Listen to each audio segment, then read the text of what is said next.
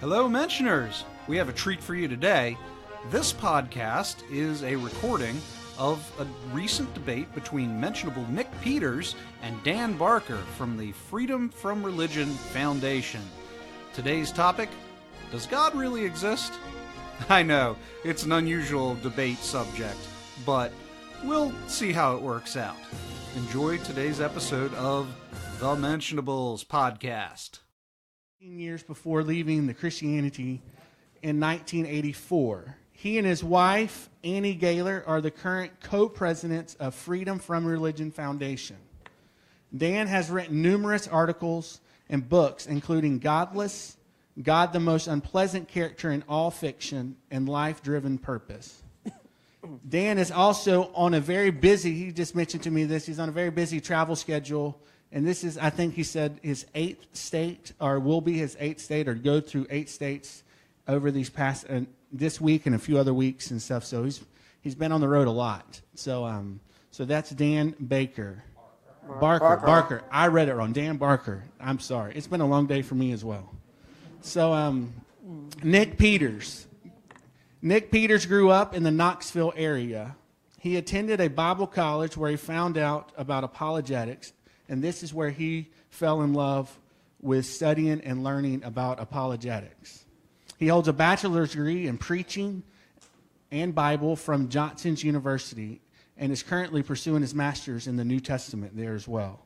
He is married to Allie Peters, and he is also the author and founder of Deeper Waters, which is an apologetic site online, which challenges Christians and non-believers alike through the implications of their worldview. Nick's approach is rigorous and logical, but remains Christ-centered at heart. So these are our two people coming up here, and they're going to debate, does God exist? And so I'm going to turn it over to Jeffrey, which he is the president of the Atheist Nighthawks Club. And he's going to talk a little bit about that. All right.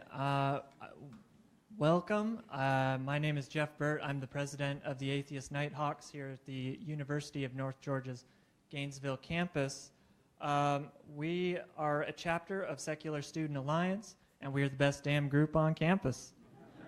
So we hold weekly meetings, Mondays at 4 p.m., and we talk about everything from religion, philosophy, science, and technology. Really, no topic is off limits for our group. We support science education, critical thinking, separation of religion and government, and a number of other things. We are really excited to bring this event to you guys tonight, along with our partner group, Baptist Collegiate Ministries. And I'm going to turn it over now to Josh, who is the president of the Baptist Collegiate Ministries. Hey, welcome to the debate. As he said, I'm Josh Pendley from the BCM. We meet every Wednesdays from 12 to 1 in Nesbitt 3110B, the Cleveland Ballroom, in the newest building on campus. And even though we're called Baptist Collegiate Ministries, you don't have to be Baptist to come. We're welcome to anybody that comes in. And at our meetings, we have worship, we have Bible study, and we teach the Bible as inerrant and sufficient for all of life and godliness. And we view the Bible as objective truth, not relative truth, but objective truth. Like in 2 Timothy 3:16, it says that it's God-breathed, and then 2 Peter 1:20-21, it says it's from no one's own interpretation, not from man's own interpretation, but it was by God. So that's what we do at BCM. We have worship and Bible study, and we also go on mission trips throughout the world we just did disaster relief in Florida where the hurricanes hit all this past week, and got to do lots of cleanup work there, as well as sharing the gospel of Jesus Christ. I'm going to turn this back to our moderator, and hope you guys enjoy.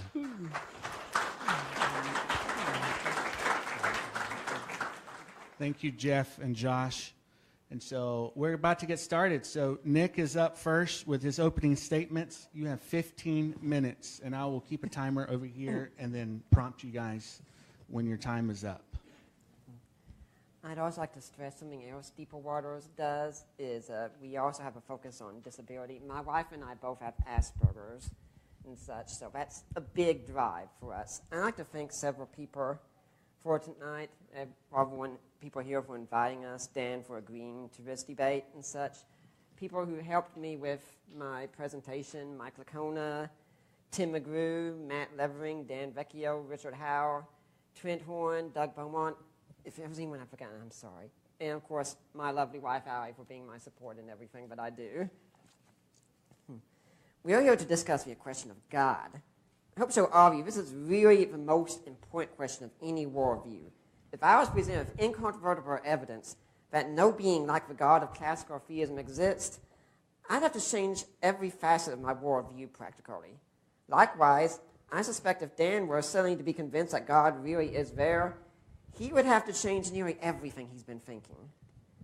The case for theism has been made often even before the criticisms were there, in all honesty.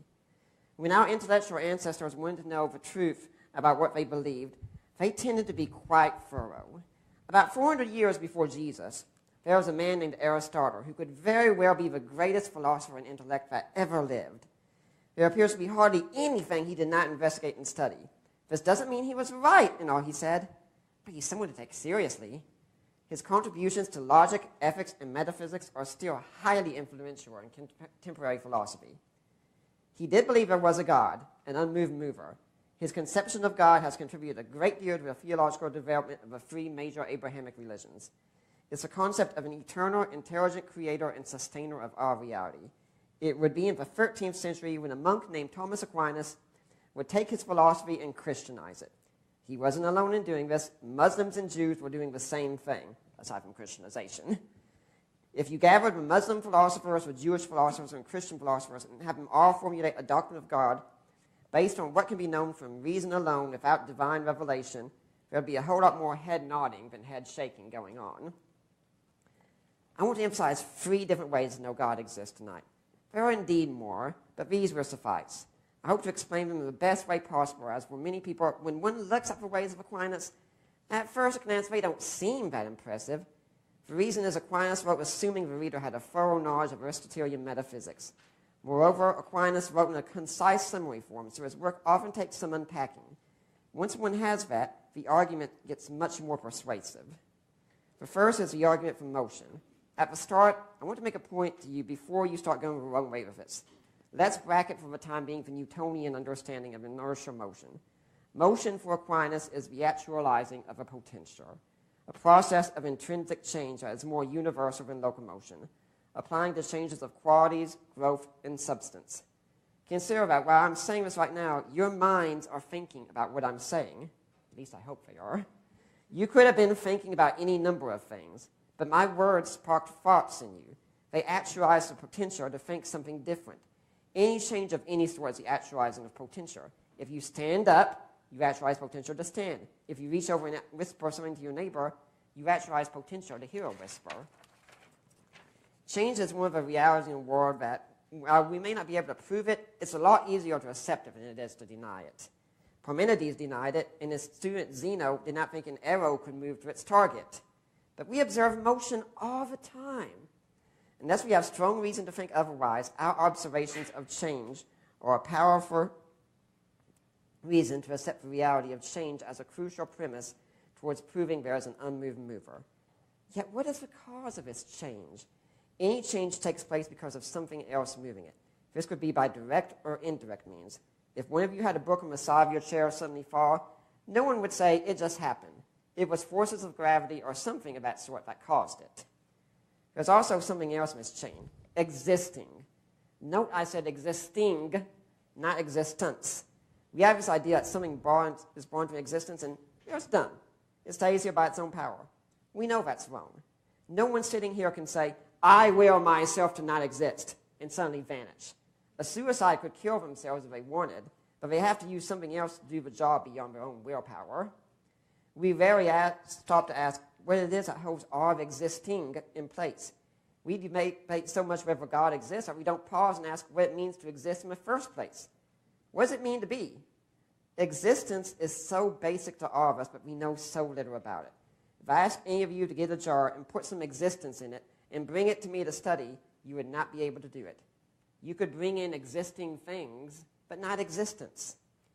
Where is the source of all reality staying in place and of change taking place in reality? Suppose all we have are secondary causes, that is, natural causes that we empirically observe. This would not provide a solution because secondary causes by their nature are just secondary. Aquinas called them instrumental causes. You need a primary cause, an efficient cause responsible for those. This cause is also something that doesn't have any of its own potential. If it did, it would be part of a chain and need a cause. It also cannot depend on anything else for its own existing. If it did, it would be part of a chain as well. What ends the chain then is a being that is by nature what it means to be. His very nature is existence. Classical theologians have also shown that such a being would have to be simple, as in not having any parts, immutable, eternal, omnipotent, omniscient, immaterial, and many other such divine qualities. These seem beginning as close to the God of the three Abrahamic religions, a perfect God in whom we live and move and have our being, as Acts 17:28 says.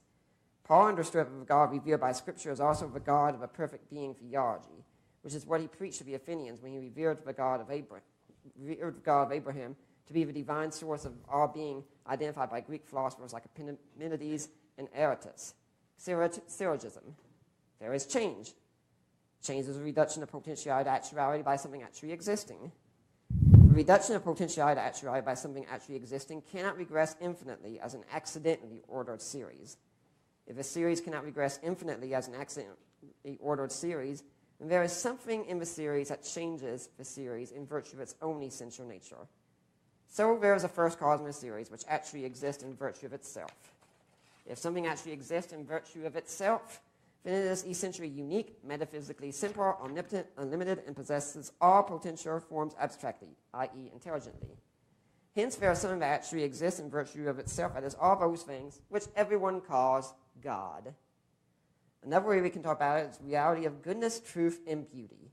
Many apologists use a moral argument that identifies God as a source of objective moral values and duties.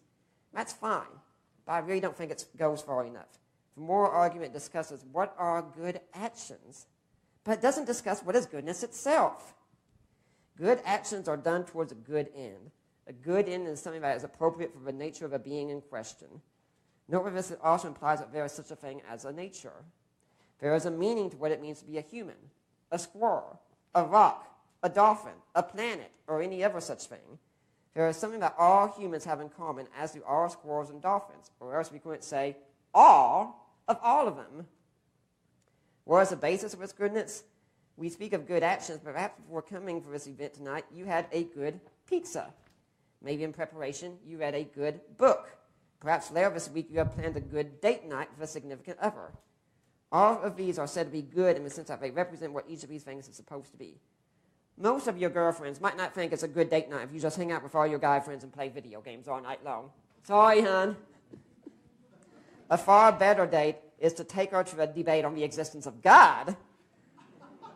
A good pizza will not have animal waste on it, and a good book will not be a boring one. What about beauty? We often say beauty is in the eye of the beholder, but we know this isn't so. If it were, we couldn't truly have beauty pageants, which my wife has won one, by the way. We couldn't speak about great works of art.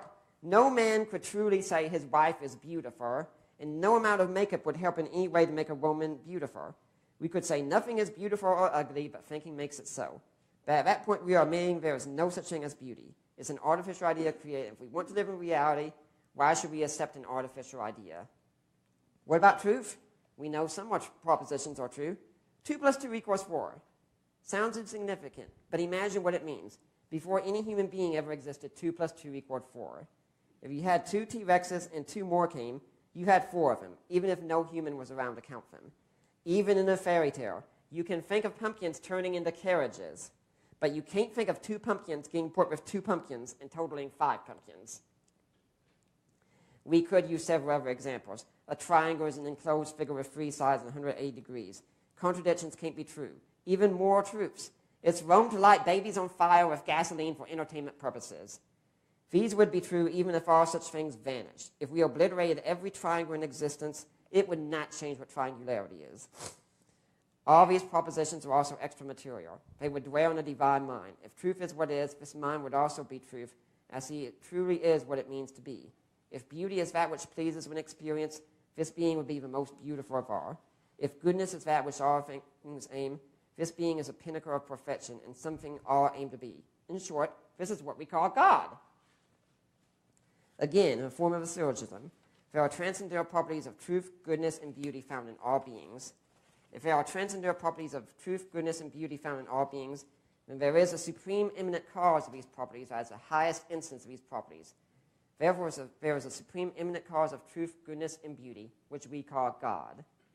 The final way I want to postulate tonight is the idea of reality being comprehensible. Modern science depends on this. It doesn't mean we will ever understand all of physical reality, but we can understand some of it, and it's easy to take that for granted. Why is it that ideas we formulate can bring us to understand a world that we are in? Why does it seem that math applies to the world? Why are the laws of nature regular enough to fit arrogant equations to them? We also notice that with this, it means objects in our world act in an orderly fashion. When Wile E. Coyote runs off a cliff and pauses in midair, we know that this is a joke because in reality, there would be no pause. Wile E. would go straight down, and contrary to Looney Tunes, he's not coming back over and over to try and catch the roadrunner. When we see a squirrel, we expect it to eat nuts. We would think something was amiss if it started eating toothpaste. In fact, we would seek out some explanation for this aberrant behavior because we take nature to be explicable, intelligible, i.e. knowable. When we put a message into our phone, we expect it to go to the recipient, which is incredible. There are billions of other people in the world that message could go to, but we always expect it to go to that one, and we would think something was wrong if it didn't. This is so built into us why we do modern science because of it. We repeat experiments and test results expecting the same thing will happen if the experiment is done properly. When a child plants an acorn in the soil, the parent tells the child that an oak tree will rise up provided nothing interferes. Say a squirrel digging up the acorn and eating it. We know that it will not turn into a weeping willow, a giant squirrel, or even an ice cream parlor. All these realities make sense if we have a divine mind behind them who instills in each agent a purpose to act. One does not need to be aware of a divine mind in order to study the outworking any more than one needs to be aware of who exactly formulated the language to study a language. But if a language speakers disappeared and there was no way to recover the understanding of the language, the meaning would be lost forever. So if there was no deity behind the events, we would expect in a brute fact world that anything could happen at any time. There would be no laws of nature. There would at best be an inexplicable constant conjunction of events and a looming skepticism about the apparent natural necessities we observe every day.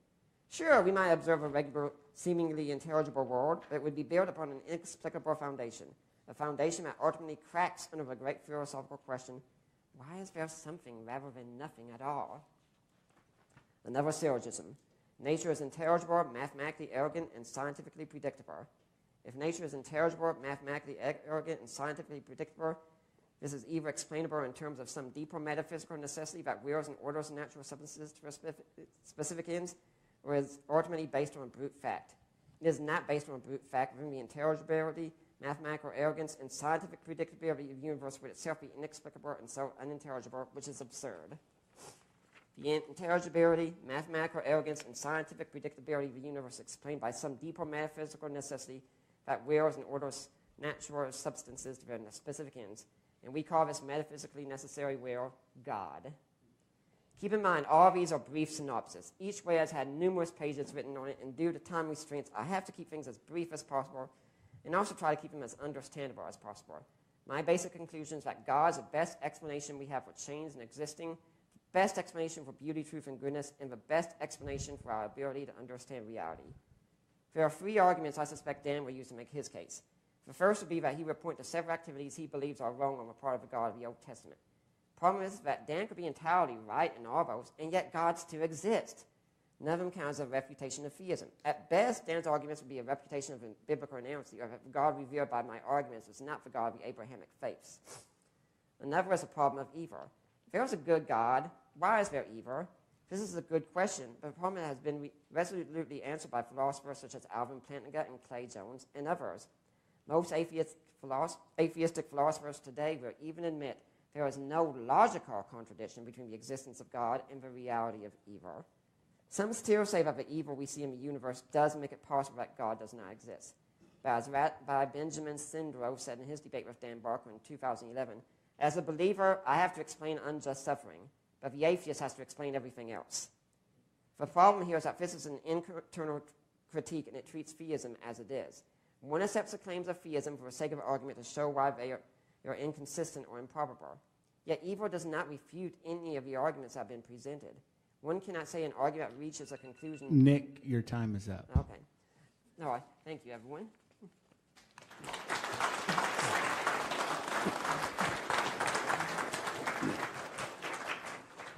Dan, you now have 15 minutes for your opening statement.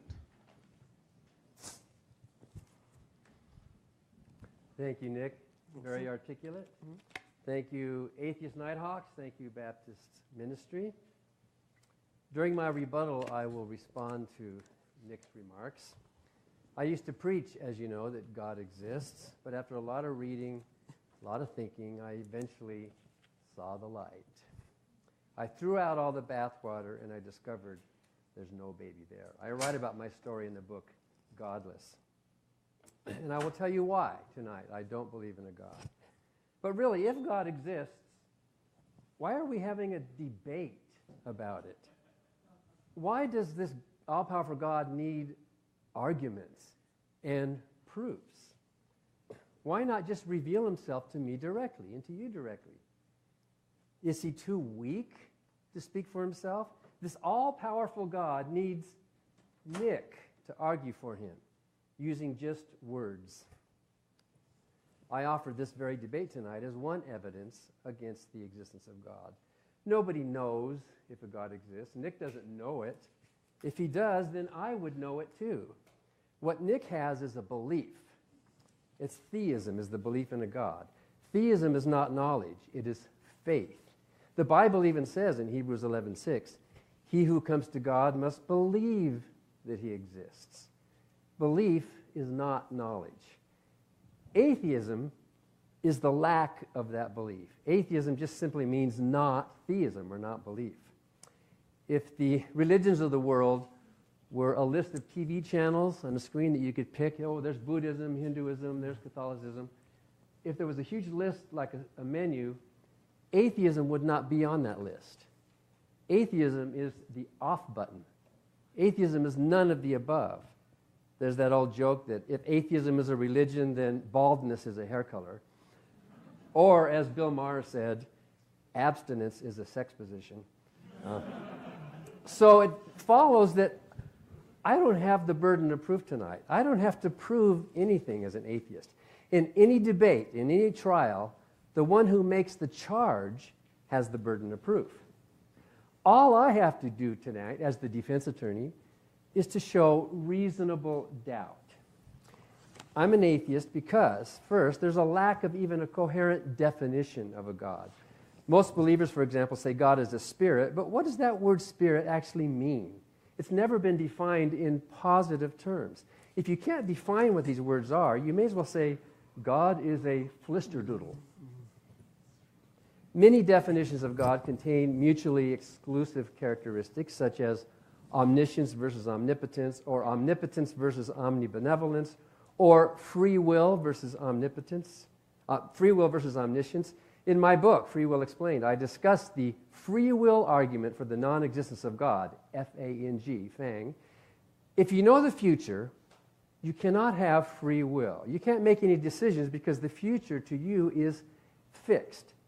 Therefore, if God is defined as a personal being with free will and he knows the future, then he cannot exist by definition. Arguing for a God with these incompatible properties is like arguing for a married bachelor. If you can't define it, how can it exist? Then there's a lack of a good evidence for a God. We didn't hear any evidence tonight, we just heard words.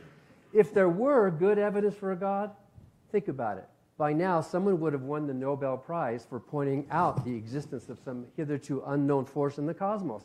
Any scientist in the world would jump at a chance to prove such a thing. There is no good evidence for a God. The Bible, as we will see, is not good evidence, and miracle reports are just stories. There's also a lack of good argument. Bertrand Russell said, most theological arguments, like the design argument, cosmological, ontological, moral, and so on, they simply boil down to bad grammar, bad logic. We've heard some of that tonight, some bad logic and equivocation and category errors in Nick's statements. Most of them begged the question. When the ancients heard the thunder and they saw the lightning in the sky, the only way they could explain it was by invoking some agency like Thor or Zeus. But now that we know something about electricity and the weather, we don't need those gods to fill those gaps in our knowledge. When those gaps closed, those gods died. There's still a lot of gaps, and that's what drives science, but just throw up our hands and say, Thor did it, or God did it, well, that's just laziness. Then there's the lack of agreement among believers about the nature and the moral principles of this God. Paul said in 1 Corinthians, let there be no divisions among you. And yet the religions of the world, especially Christianity, are hopelessly fractured into divisive camps. Believers have killed each other over trivial, irrelevant doctrinal differences. Paul also said, God is not the author of confusion. But can you think of a single book that's caused more confusion than the Bible? It's confusing. They're split. They don't even offer to us a coherent definition or even an agreement among themselves. You believers should first get your act together before you start talking to us non-believers. Name any moral issue that society is struggling with right now. Name it. Birth control, abortion, the war, doctor-assisted suicide. You can make a big, long list. We're struggling with these issues. You will find good, Bible-believing, church-going Christians on both sides of those controversies. The Bible is worthless as a moral guide. Then, of course, there's the lack of a good reply to the problem of evil. I know there's some theodicies out there, but they're not good replies. All you have to do is walk into any children's hospital, and you know that a good God does not exist. Maybe an evil God exists, and Nick is right about that, but a good God does not exist. Those parents are praying desperately for their children to survive, and yet those kids are dying at the same cruel, random rate of chance. Then, of course, there's no need for a God. Hundreds of millions of good people in this country alone, in the world, lead loving, joyful, moral, charitable, purposeful, and hopeful lives without believing in the supernatural world. My book, Mere Morality, explains how anyone can be good, with or without a God. You don't need a God for that. But what are we really talking about here tonight? If it weren't for the Bible, Nick would not be up here tonight. The Christian God is the deity who's revealed in the Bible, but the Bible is an unreliable guide to truth. It is also unreliable in its moral claims. Most Christians are good people. I'm sure Nick is a really good person. But the God they worship is not. The God of the Bible is morally corrupt. The Bible has a lot of unbelievable stories, talking snakes, wizards, sorcerers, demons, the Nile turning into blood, the sun standing still, millions of animal species floating in one large box, and so on. That all sounds kind of crazy, but actually, I think we should read the Bible. A. Milne said, the Old Testament is responsible for more atheism than any book ever written. Isaac Asimov agreed. Properly read, the Bible is the most potent force for atheism ever conceived. If you actually read it, and I challenge you to read the Bible, you will see that the Bible is contradictory, unhistorical, unscientific, and morally corrupt. The Bible says God is good, but the Bible shows that he is not. That fictional character is not. If a good tree can't bring forth evil fruit, it follows that a good God who is evil not only does not exist, but like a married bachelor, cannot exist. The alpha male deity in the Bible reflects the fears, the ignorance, the territorialism, the violence of the patriarchal Israelites who wanted to preserve their property, including their slaves and their wives. Richard Dawkins got it right. The God of the Old Testament is arguably the most unpleasant character in all fiction.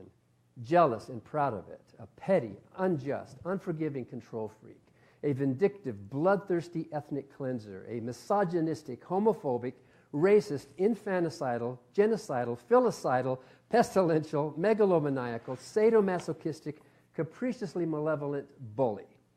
And Richard is right. Richard asked me to document each of those nasty adjectives, so it became a book, God, the Most Unpleasant Character in All Fiction, with more than 1,500 passages describing those exact characteristics by God's own words and actions.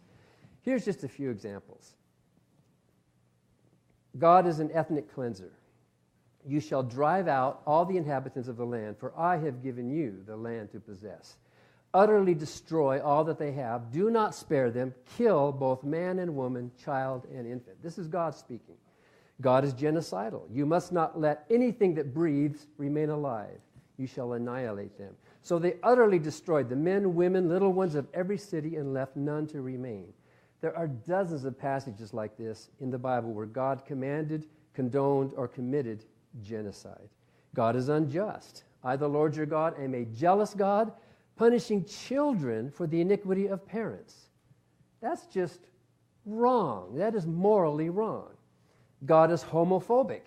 You shall not lie with a male as with a woman. It's an abomination. They shall be put to death.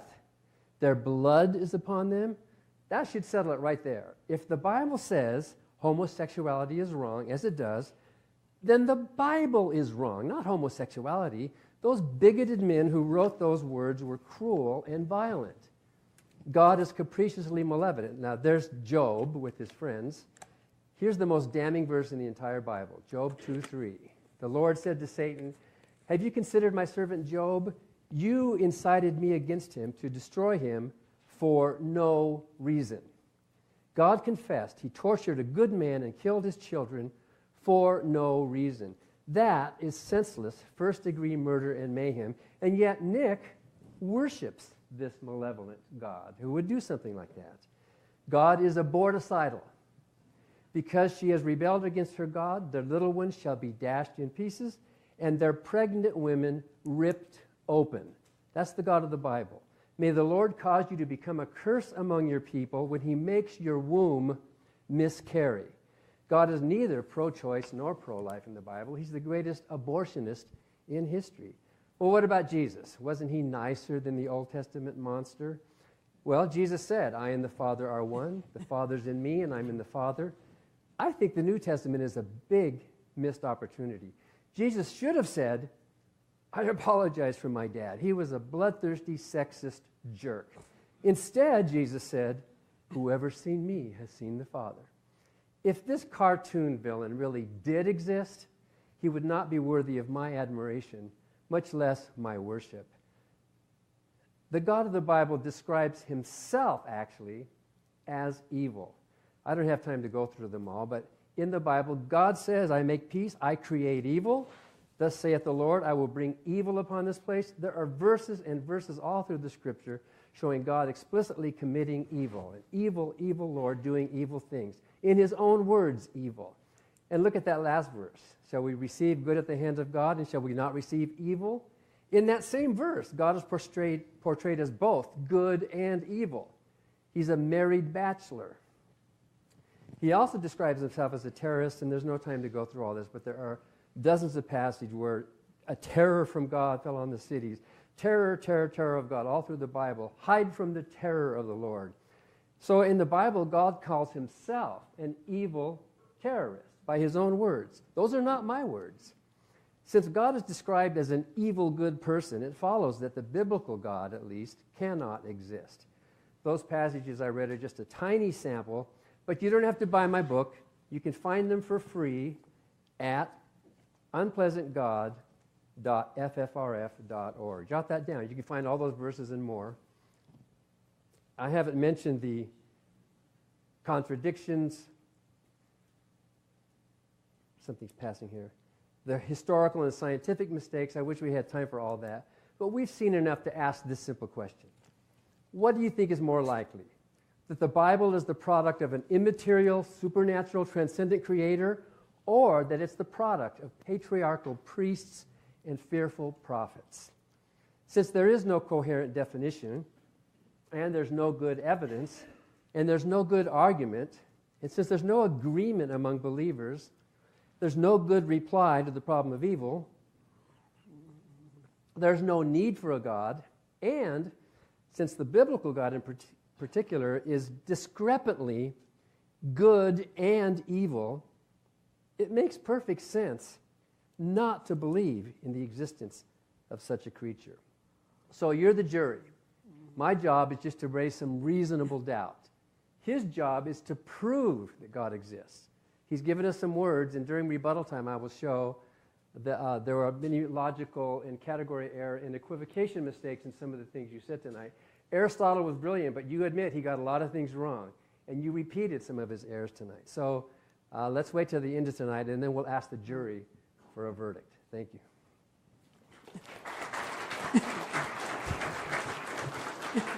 All right, Nick, you have 10 minutes to give your rebuttal. Okay, thanks, Dan. That was a very interesting response. Naturally, I can't answer everything, but if you have something in the Q&A you want to address, please bring it forward. Why doesn't God appear tonight? Well, why should he? You know, this treats God like he's a trivia question, like we're on a game show and we want to get the God question right. But maybe God doesn't just want that. Maybe, like a good lover, he wants to be wanted as well and not just satisfy intellectual curiosity, which I find it very interesting when I meet with atheists and they ask them, what would it take to change your mind? They ask for a personal experience. And even then, that's usually not enough. Like Peter Boghossian says, if all the stars in the sky said, I am Yahweh, believe in me, and we all saw it, that could be somewhat suggestive, but we could all be experiencing a mass hallucination. My contention is, you give me good arguments, you refute the ones that I have and such, you give a bare explanation of reality. I don't need to have a personal experience. Now, you talk about faith. That's not a true definition of faith. Faith is really trust in that which has shown itself to be reliable. Aristotle even used the word pistis, the Greek word for faith, to show a rational proof at one time. And that's what's going on in Hebrews. You can see my article, What Does Faith Really Mean, at my website, Deeper Waters Apologetics. But faith is just trusting what's shown to be reliable. Dan says I use just words, which is pretty interesting because I just saw him use words only here. So I'm not sure if I didn't know I was supposed to use something else to make an argument. He says there's no coherent definition of God, but yet it seems he thinks Richard Dawkins has a good definition of God. If there's no coherent definition of God, what is it you don't believe in? Because you need to know what it is to know what you don't believe in. He also says that if I knew God exists, he would know. That doesn't follow. I know my wife's birthday. It doesn't mean he knows it. Tell it to me. What? Tell me her birthday. August 10th, 1990. Now I know it. Okay, now he does. But just because I know it originally doesn't mean he does know it. It doesn't follow, or else we all would know what everyone else knows and such. The burden of proof, but atheism isn't just a lack of belief. If it is, then Dan's just here talking about personal psychology. I was kind of hoping he'd come here discussing reality, not just how he thinks about things. Paul Edwards and Ernest Nagel both do say atheism is, in fact, saying that there is no God. Both of them are philosophers in the field. I think I'll take them a bit more seriously. Furthermore, let's consider, for the sake of argument, God does exist. In that case, theism is true. And let's consider that Dan has atheism, a lack of belief in God, which is true. By that definition, then, atheism and theism are both true, and contradictions are true. When I say theist, it doesn't mean I have a belief. I'm making a statement about reality, and I think atheism is really saying the same thing about reality. As for evil is something that is a problem, of course. But, with the God that we have, there is such a thing as hope in the evil, that any evil, any suffering anyone ever goes through can be redeemed for good. You go to a children's hospital, yes, there are some hard things, but you know what? In the atheistic worldview, where you know what? There are just bits of matter and emotion. We're all going to die in the cold death of the universe, and it doesn't matter in the long run anyway. In my system, every single one of those lives is special. Is God obligated to do something every time? No, God doesn't owe us anything. And I'd say for prayer studies, it might be good to look at some of the work of Candy Gunther Brown in this field and such. We talked some about miracles, saying there's no evidence of miracles. Well, I recommend going through Craig Keener's book, Miracles, where he documents several of them, some of them which have medical documentation. Here's something interesting about miracles. As Chesterton said, the theist believes in the miracle, rightly or wrongly, because of the evidence. The atheist disbelieves in the miracle, rightly or wrongly, because he has a dogma against them. See, if you go through Keener's book, you can show me every miracle is false for the sake of argument. It doesn't prove miracles are impossible. It doesn't prove there isn't a God who can work miracles.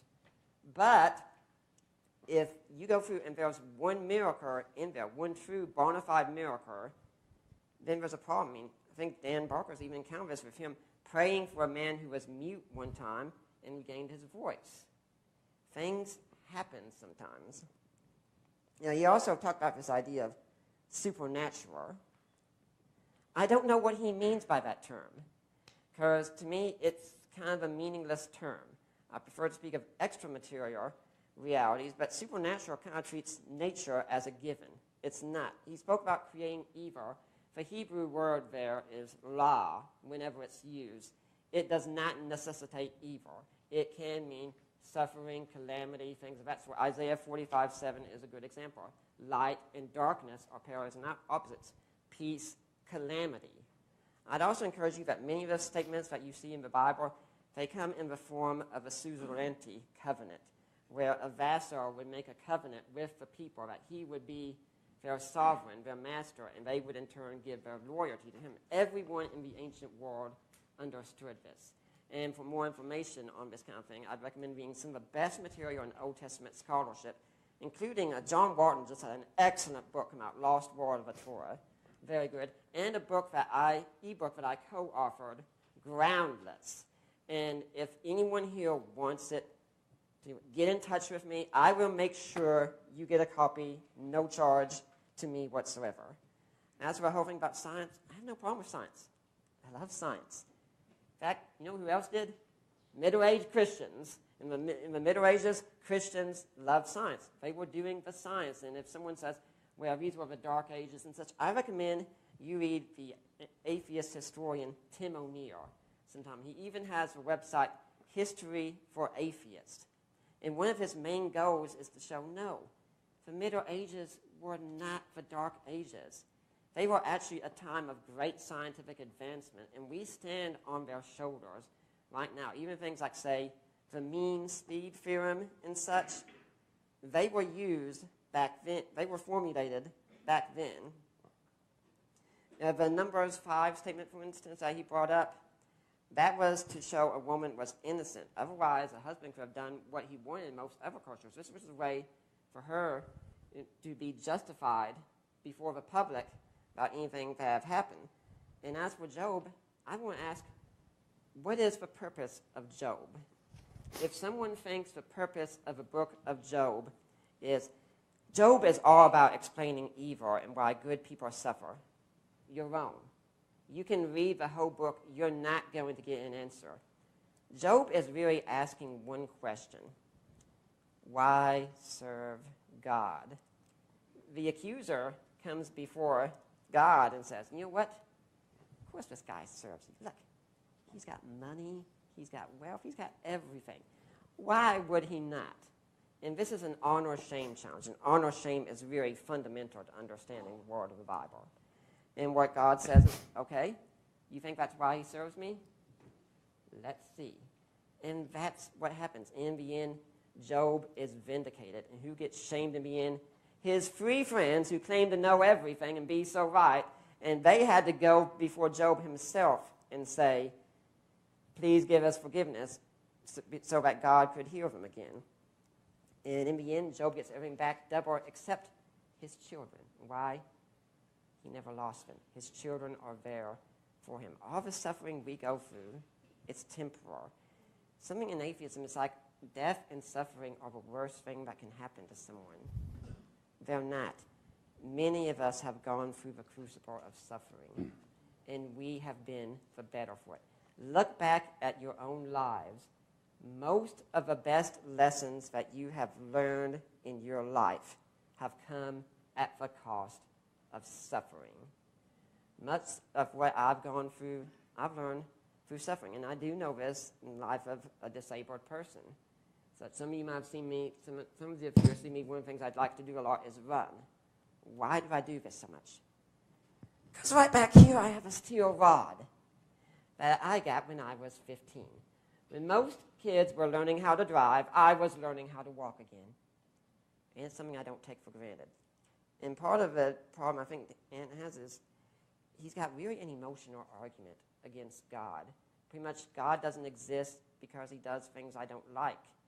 Which I say, if that's the case, most of you have exes that no longer exist. Congratulations.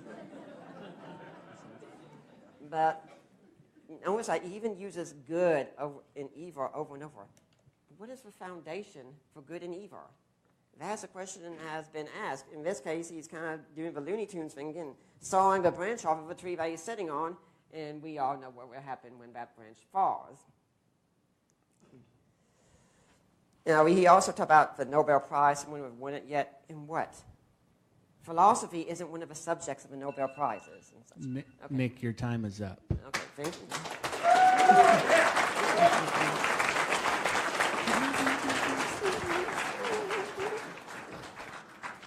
So, Jeff, is there any more water you can bring up here by any chance? Somebody can do that. Dan, you now have 10 minutes. How many of you came initially to your belief in God as a result of contemplating Aristotelian metaphysics? None of you? That argument wasn't even available to you then? Seems to me like it's sort of an ad hoc argument that Nick is raising. Thank you. Thank you, Jeff. Nick says the existence of God is the most important question anyone could ask. No, it isn't. It makes very little difference whether you believe in God or not. We still live our happy, moral, good, living, hopeful lives either way. If I turned into a believer again, my life wouldn't change that much. I think most of you pretty much live our lives in a basic humanistic ethics and morality of getting through life with or without a God. I think most Christians are good people in spite of the brutal God that they worship. So no, it's not the most important question. No. Maybe we could have some candidates for what that would be. Aristotle made a lot of mistakes in logic, and one of the biggest one we could call equivocation. He took one word and then changed the meaning to another word and then used that as an argument. This happens a lot, and Nick is doing that a lot tonight. Let me give you an example of equivocation. This is silly, but it's just an example. God is love. Love is blind. My uncle is blind. Therefore, my uncle is God. Is that a good argument? It's stupid, right? Why? The words are strung together. They look like they're making an argument, don't they? But why is that a bad argument? The reason is called equivocation. That's when you take a word that has one meaning, but then you take another usage of that word, and then you confuse them and you build an argument. Aristotle does that with the word motion and actualized potential. Zeno did it with his paradoxes, and Nick is doing it tonight as well. It's not a fact that a body changes only as the result of another body acting upon it. That's not a fact. If there's two bodies floating in space, let's say, they are both gravitationally attracted to each other, and they're going to drift toward each other. This one didn't cause that one to move, and this one didn't cause that one to move. We live in a universe where we have these laws of attraction and gravity and nuclear forces. It's not like something just waiting for something outside of itself. Oh, please push me so that I can move somewhere or another. If you think that actualization involves something like that, that's another example of equivocation. It's bad logic. Another equivocation is using the word existence as if it were a thing. Sure, it is proper to ask, if this podium exists, where did it come from? An existing thing doesn't come from non-existence, but it's a category error to then take the word existence itself as if it had the same properties of the things within it.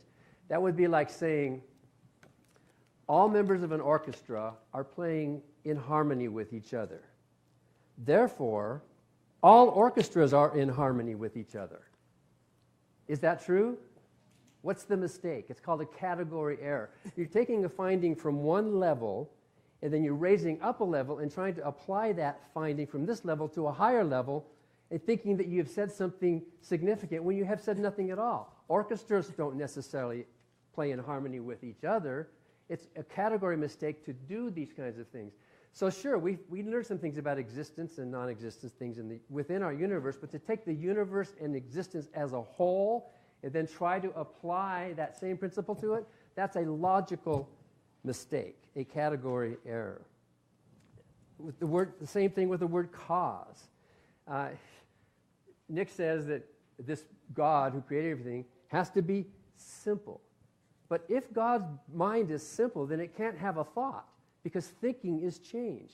If this God has a brain that's functioning in some way, making decisions, liking this, not liking that, deciding to create something, deciding to say this is evil or this is good, well, whatever's happening in the brain or mind of this being is some kind of a change. Therefore, it cannot be simple, or it could not even think. And to say that God is eternal, the word eternal is a temporal word. The word eternal is a word we use within the universe, temporal universe, where time exists. Outside of this universe we live in, we don't know if time came into existence at the Big Bang. So to apply a word that we find at one level of reality up to another level, to think that the universe itself and God himself must be eternal, that makes the word eternal senseless and meaningless. May as well not even just do that. The moral argument, it's easy to describe what goodness is with or without a God. Goodness, good, is basically acting with the intention of minimizing harm, real harm in the real universe. Good is not flattering the ego of the Father. Good is not avoiding idols. In fact, the word evil is most often applied in the Bible to idolatry, not to human behavior. The Bible doesn't even use the word morality or ethics. The only way to get at it is to look at what's considered bad: idolatry, not worshiping on the Sabbath, interracial marriage, and disobedience. Those are what are called evil, and those have nothing to do with morality.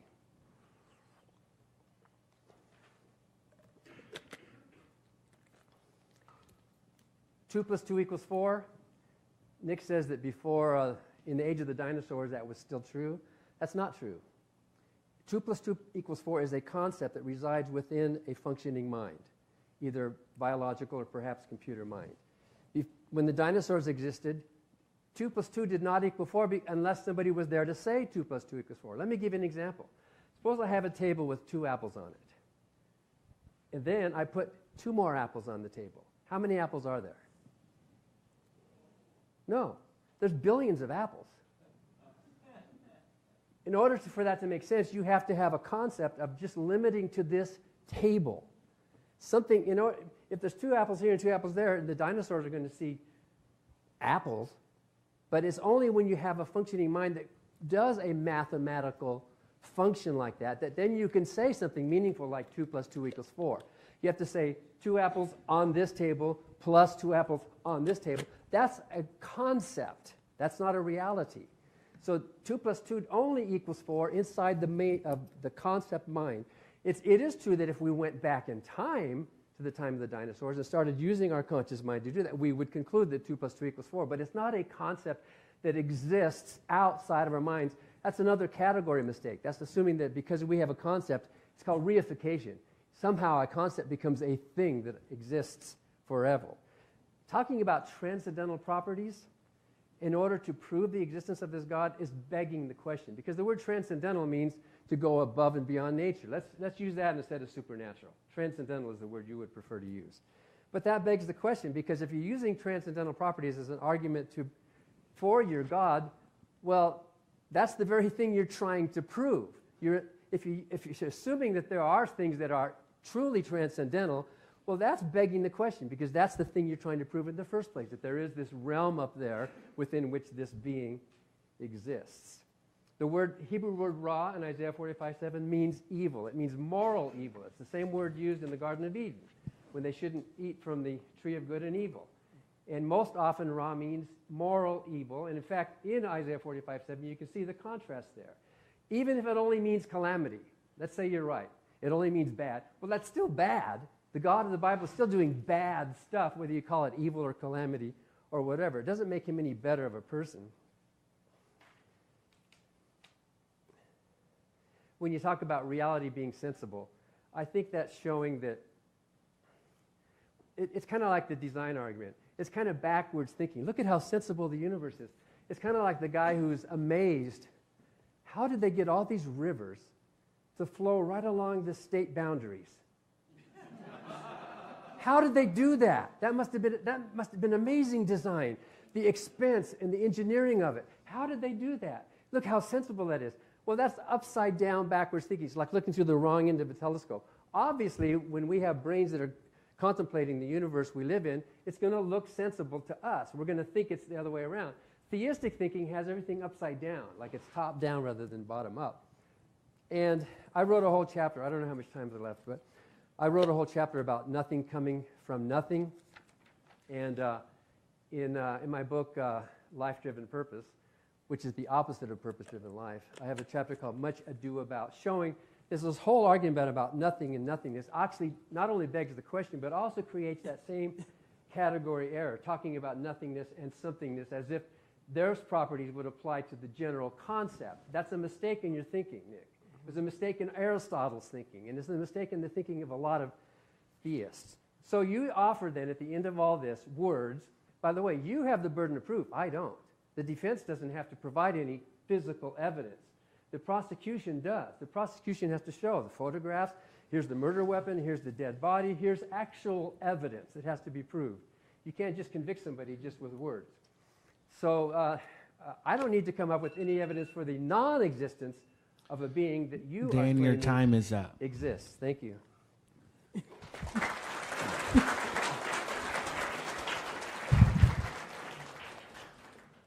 We are going to take a 10-minute break, so I hope you can formulate a question if you have any questions that you would like to ask Dan or Nick. So take a 10-minute break, and then we're going to get set up for Q&A. All right. We're going to go ahead and get started back again. Here's how we would like the questions to go. We would like for you just to ask a question and not give like a 5-minute summary and then your question. Get to the question so we can get through as many questions as possible. They're going to have 2 minutes if it's directed to them and 1 minute if it's not, to respond to the question, if they choose to do that. So the person at the mic, you can go. Hi. So my question's directed towards you. When you're talking about suffering, I understand that you had a hard story. You overcame. I respect that. That's great for you. My issue when it comes to the argument of suffering, we can take an extreme. Let's say a famine not caused by human error, just drought, natural causes. Mm-hmm. There's a town in Africa. Everyone in that town starves and dies. This happens in history before, plenty of times. That suffering causes no growth. If you die, everyone you know dies. How does that benefit you or your family or society as a whole, and how does a God allow that to happen? That's a good question. It's the same kind of question that sparked the idea behind Candide and such. The earthquake in Lisbon destroyed so many people. It was Voltaire who wrote that. Here's the thing, though. You said that causes no growth, no good, nothing. How can that be known? None of us can establish that. If anything, when we see those kinds of things, we all know about it happening, and it raises awareness for all of us. And I think one of the reasons also some of this kind of suffering happens in the world, really, is because, in many cases, I'm a strong capitalist, but our own greed. We don't give as much as we should to things. And when we do the kind of aid, sadly, there are a lot of evil leaders out there that take all the food and such that we send to countries without taking it on their own. What has to be established for the atheistic argument to work is there is no good whatsoever that can come from this. And I would say, in atheism, though, if they die, well, they die, and it's going to happen to the rest of us. We're all going to die eventually anyway. So what's the big deal? The thing is, the reason you know there's a problem there is because you have an inherent sense of goodness. Now, you don't need for God exists to know what that is, but to have a foundation for that, yes. I would recommend really you read some works by Clay Jones, for instance, and Alvin Plantinga. In all cases, people always remember, familiarize yourself with the best scholarship on both sides of every argument.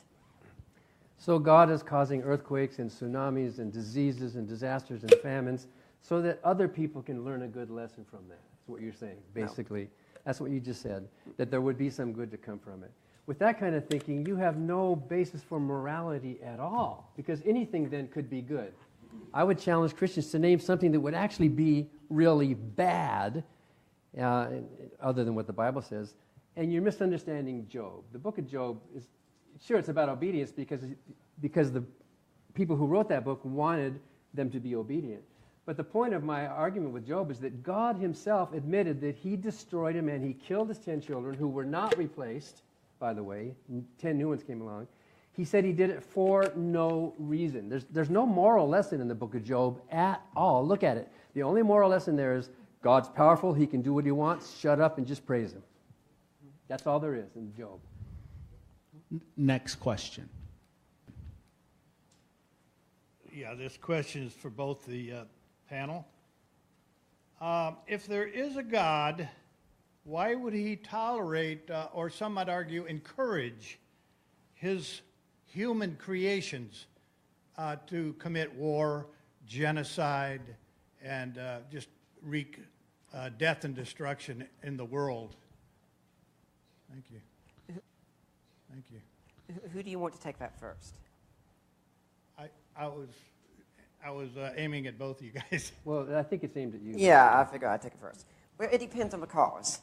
And depends on what exactly we're going for. I think most of us would say going into World War II and stopping Hitler was highly justified. I think most people today would say the Civil War was justified in ending slavery, for instance. War can sometimes be justified if the cause is a good cause that we should be fine with. It doesn't mean how we fight for it is right. It doesn't mean the methodologies we use to fight for it is right. But it means the cause can be right. Like, I'm normally a kind, peace-loving guy. I can assure you that. But there is a rule, for instance, on my Facebook page. This is a hidden rule.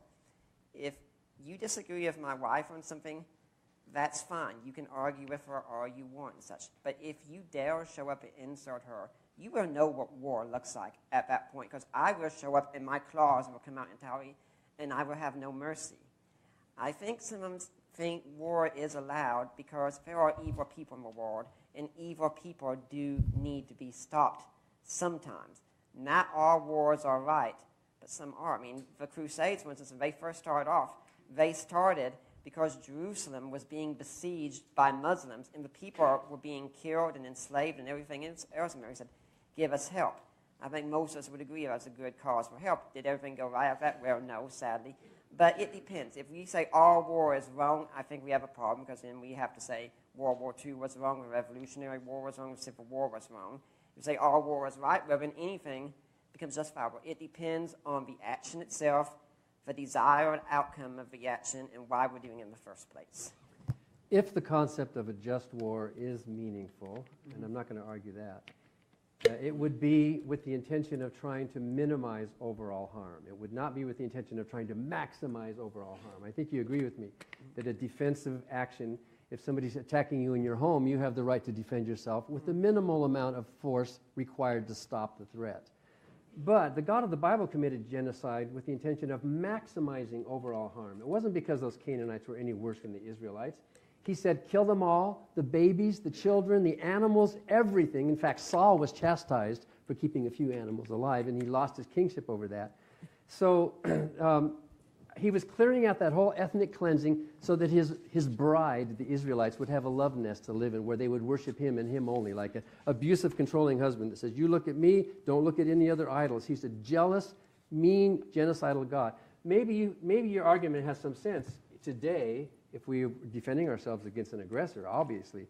But the God of the Bible, if that fictional character existed, is not following that model that you use. He's maximizing harm. He's threatening with pestilence and bloodthirsty and with fire.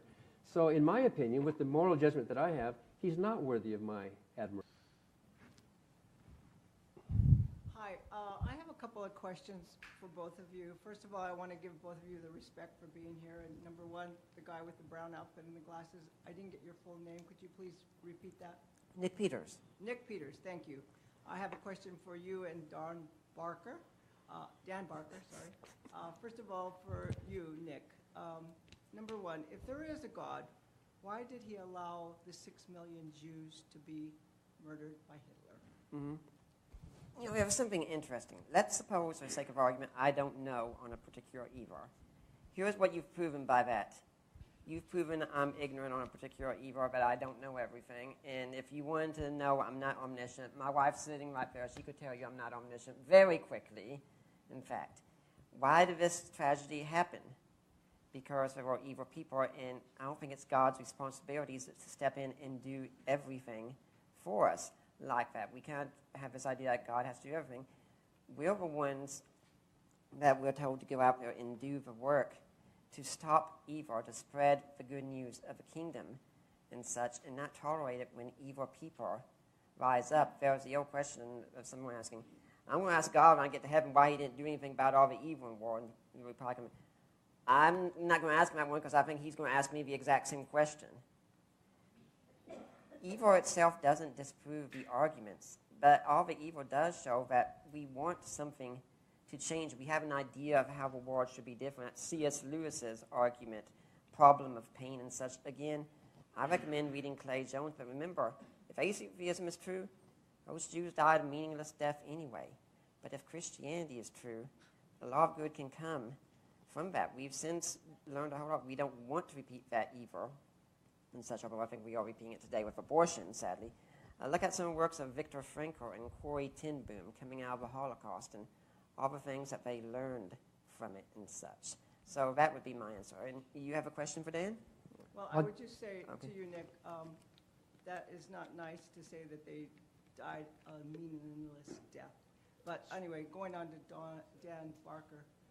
Can she ask two questions in a row, or should I just respond to her? If you want to go ahead. Let Dan respond to the first question. Okay. So basically your answer, Nick, was very amoral. There seems to be no moral compass or guideline in your mind to decide what is good and what is bad, because according to you, if we had a bigger picture, anything could actually be good.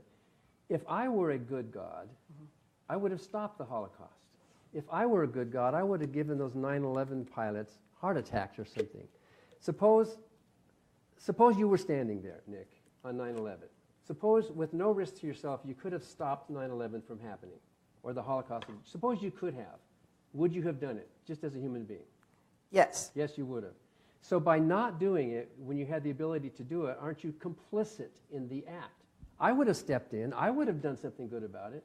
So you and I are nicer than God.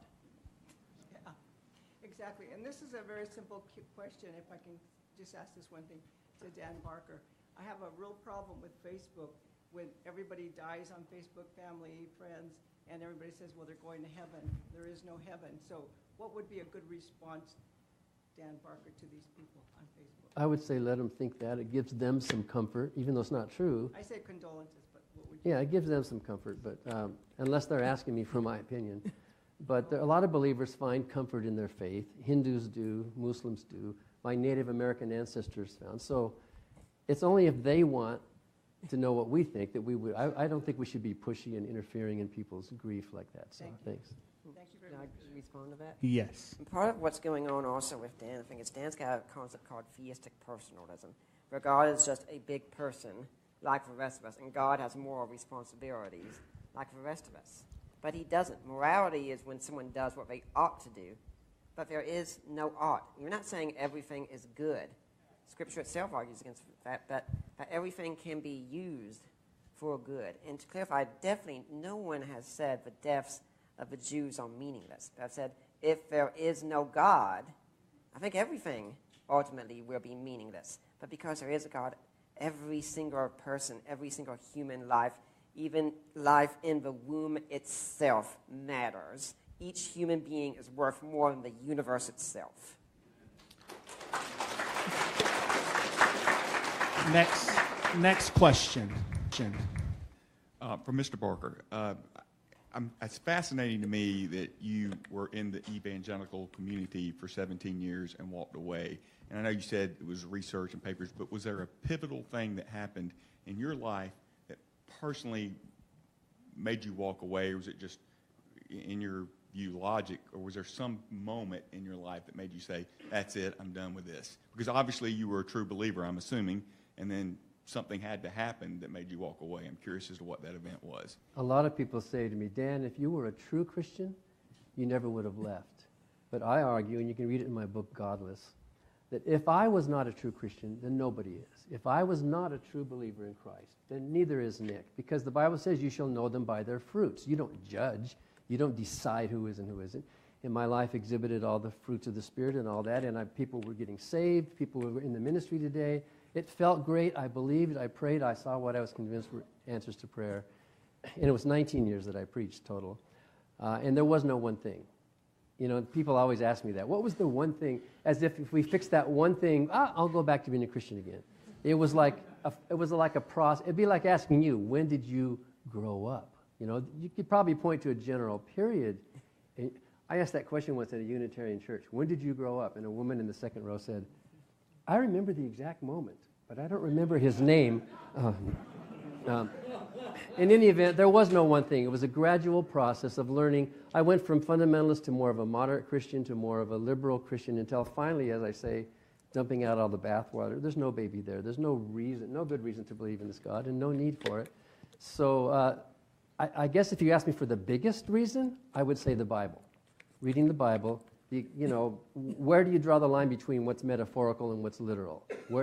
Literalists have the line way high. Liberals down here have the line way down low, and I bet you Nick's line is way up high. You take almost everything literal unless there's a good reason not to. So that line kept dropping until finally I thought, well, if the prodigal son's a parable and if Adam and Eve are metaphors and there's all this stuff, well, then what other character in the Bible is just a big figure of speech? Maybe Yahweh himself is just a creation of those ancient Israelites to try to give meaning to their life. So you can draw the line where you want, and that'll define what kind of a believer or non-believer you are. I think if someone tells a story about their past experience, we should give them the benefit of the doubt unless some evidence comes up otherwise. I give Dan the full benefit of the doubt about what happened to him in his past and such. Now, if he takes the view that I'm a strong literalist and such, well, it depends on what you mean. If you mean you read everything in a black and white fashion, no. If you mean trying to read the text according to the way the author intended, absolutely. I'm a strong literalist because I try to read the text the way the author intended. And something that I think is the problematic with Dan's approach is it seems like his mindset has remained exactly the same. It's just his loyalty that differs. I mean, I looked through his book Godless on Google Books again today and such, typed in names like Plato and other things like that, couldn't find them. And when I went through your book on God, the most unpleasant character, there was very little arguing with scholarship contrary to your opinion. And I tell people, always be cautious, no matter who makes an argument, of the sound of one hand clapping. Any argument sounds persuasive with rhetoric and emotion, but go back and look and be Joe Friday, just for facts. The next question. This question is for both of you. What do you propose to be the proper method for determining what is good? Mm-hmm. And what do you propose to be the proper method for determining what is bad? Well, I'll answer that quickly. I just wrote a book called Mere Morality. And good, by my definition, and as long as there exists at least one naturalistic, plausible definition for a moral philosophy, we can't say that the religious one is the only one. But my definition is that you are a moral person if you are acting with the intention of minimizing harm. Harm, if you had to summarize morality in one word, it's harm. It's not flattering the ego of the dad. It's not idolatry. It's not refusing to worship on the Sabbath. It's not intermarriage with people of the wrong religion. It's not any of those things that the Bible says are wrong. It's none of those things. The Bible doesn't even talk about morality. Morality has to do with real harm in the real world. And whatever that is, it's natural. Predation, natural disasters, war, disease, lack of shelter, hunger, lack of water, you name it. You can make a long list of things that harm and threaten to harm us. A moral person is the one who's acting with the intention of minimizing that harm. You can't eliminate it all. Of course, we live in a natural universe and we bump into things. But you are moral and you are acting as a good person if that's your intention. So that's what we all do. All Christians, all Jews, all Muslims, even Nick, uses that basic harm principle when deciding if somebody's actions are good or not. You look at, well, what's the harm caused? That's basically it. You don't need a God to tell you that. You don't need a list of commandments to tell you, oh my goodness, let's see, should I take this cigarette and burn a baby with it? Let me think here. You know, and partly it's instinctive, partly it's taught, partly it's your rational decision to evaluate the relative merits of the consequences of competing actions and pick the path to the best of your ability that causes the least amount of harm. It's all a natural exercise, a natural philosophy. This is not necessarily utilitarianism or even a negative utilitarianism like Jeremy Bentham. Oh, I'm quoting a scholar, sorry. Like Jeremy Bentham would have said, because how do I know what is the greatest happiness for the greatest good? But I do know that my actions can contribute to lessening real harm in the real world. The Bible does not give that answer at all. The Bible is an amoral or an immoral book because the ultimate harm is idolatry in not obeying and kissing the feet of this father figure who said you got to love him or nothing else. So the Bible is a bad moral guide. At least some of us naturalists have a good moral guide. Dan, your time is up. Thanks. I think it's interesting that when goodness comes up, Dan always shifts to morality and such. Goodness, morality is part of goodness, but it's not goodness entire. As I said, how do you know what a good pizza is? It's not when it has animal waste on it. You know it by knowing what a pizza is and such. I'd recommend also reading some of the best scholars on the other side, people like Francis Beckwith and R. Scott Smith and such. And it does sound exactly like utilitarianism to me. I think you don't need God to know what goodness is epistemologically, but ontologically, you need him to be a foundation for that goodness. You need a map to know how to get to Washington, D.C., but Washington, D.C. has to exist prior for a map to be able to get you there. And let's consider an example. Let's suppose that, unbeknownst to me, there was a small hole in the wall of our bathroom. And when my wife's going in there to take a shower and such, there's a guy watching on the other end, peeping. She has no idea of this. I have no idea of this. He's the only one who knows. Is he still doing something wrong even though there's no apparent harm going on? Yes, absolutely. Especially if I ever find out about it, he's definitely going to a world of harm and such. Why? Because also he's doing wrong to his own person. In fact, because that's not what people are meant to be. People are not meant to be objects like that, which is why pornography is one of the most disgusting things ever out there and should never be tolerated. Because people are beautiful, special, wonderful in their own right, and all of them deserve to be treated as beings of honor and such. The reason we stop some of them, though, is because they do go against that and such. Again, I'd recommend you reading someone like J. Budziszewski and R. Scott Smith. I think epistemologically there's not much difference in how we might know Greenville. It's how we ground it and such. My question can be answered by both of you, but Mr. Barker, you just mentioned that the minimization of harm, or you have mentioned in other places, that the minimization of harm is best thought of as a compass, pointing us in the right moral direction. Sam Harris, another atheist, has offered the positive value of well-being, essentially to argue the same thing. This question might require both of you to say something nice about one another, although not necessarily. But where do you see overlap, if any, between the Christian understanding of morality and the aim at minimizing harm? And secondly, where does the broader conversation need to go in order to serve the interests of both theists and non-theists? I think he asked you first. There is no overlap between the strictly Christian concept of morality and the general concept that we all have. Because the Christian concept is biblical. And in the Bible, there is no morality, there is no ethics. There's very little in the Bible that has to deal with human-to-human treatment of each other and minimizing harm. There's a little bit. It would be surprising if there weren't, but most of the times it has to do with appeasing and obeying and submitting to the authority. That's what the harm is. If I stop my child from running out in the street and the kid says, "Why, Daddy, why can't I run out in the street?" And I say, "Because I said so. I'm your father. And if you disobey me, you're offending my holiness and my goodness, and that's why you shouldn't run out in the street." Is that a good answer? What's a better answer? There's harm out in the street. That's why you shouldn't run out in the street, not because Daddy's ego. You read the Bible. It's all about the ego of this jealous dad who wants to be worshipped at all costs, obeying him.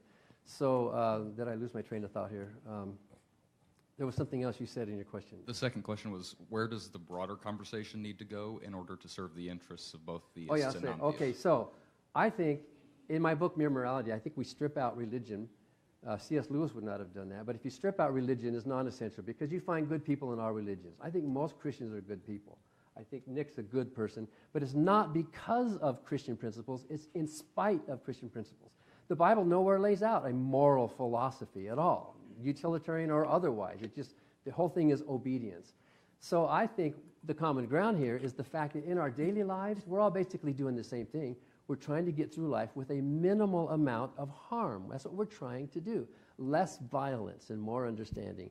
And peeping through a hole at a woman in a shower contributes to the overall objectification of women, treating them like their property, that that a man has a right to that, and even though you don't, maybe he might get away with it, but then that argument would apply to any crime if somebody could get away with it. So by discouraging that, we are pointing the compass more towards north, and sometimes to get north, the terrain is weird. You might have to travel east and west for a while. Sometimes you might even have to travel south. That's what a compass does. The compass of moral compass is avoiding harm as north. So Sam Harris and I agree. He calls it the well-being of sentient creatures, which basically, when he unpacks it, it has to do with harm to living biological organisms. That's what morality is all about. And I think all of us in this room, Christian, atheists alike, we all agree with each other in that basic idea of morality, in spite of the Bible and religious books. Your time is up. Michael Ruse, an atheist agnostic philosopher, wrote a very scathing review of Sam Harris's book, The Moral Landscape. I recommend reading it. The thing with Jesus, though, that Dan says it's inspired. No, it's because Jesus has been the greatest inspiration to moral living in 2,000 years. Our calendar is based on him. In fact, Jesus revolutionized so much morality, art, music. None of it has been the same since Jesus came. One of the reasons I have an example of how to live so well is because of Jesus. I look at him and say, dang it, Jesus is a guy I want to be like. Jesus was someone so incredible. Jesus encourages me to treat others with grace. You know, I find it interesting. Dan says that our compass gets us going the right direction. Why is there a right direction in atheism? Because everything's a brute fact and it's an accident. And why should our minds, in such a result of an accident, be able to give us right information? And why should there be a right information out there to begin with? This is never really explained. It's like these concepts are just platonic forms floating out there in the air or something of that sort. Now, we all do need to come together on our issues, and I would encourage Christians, please don't go out and just say, the Bible says so and such. Give other reasons, because if you just say the Bible says so, it means no more than to a non-believer than if a Muslim comes up to you and says the Quran says so. If you think something is true, you're going to be able to defend it and such regardless. I think the Bible does give us true answers on many more issues and such, although they need to be properly understood within the social and historical context. But it's just like you don't need a math book to understand mathematics, but it sure does help if you have one so you don't have to discover algebra all on your own. Next question. This question is for both of you. Science says that if you make a claim or state a theory, it should be testable and repeatable. So I'm going to give you an illustration and have you both respond to it. Mm-hmm. Suppose that two people go up 30 stories and they both jump out a window. And the atheist knows about the law of gravity, so he puts a safety net down there. The Christian has faith, and he's going to pray that he's going to have a soft landing. Mm-hmm. Which one do you... Who do you want to address that first?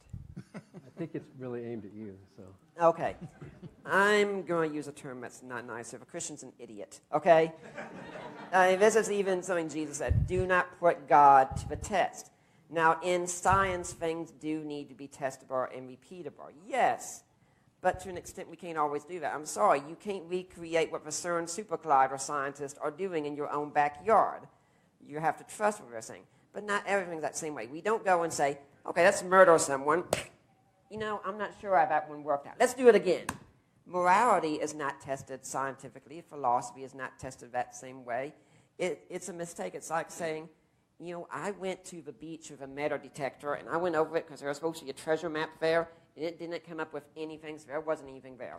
Where that might work, the treasure map was put in a treasure chest. But if it was just a sheet of paper out there, you can put a metal detector out there, and you can be searching all day long. You will not find a piece of paper.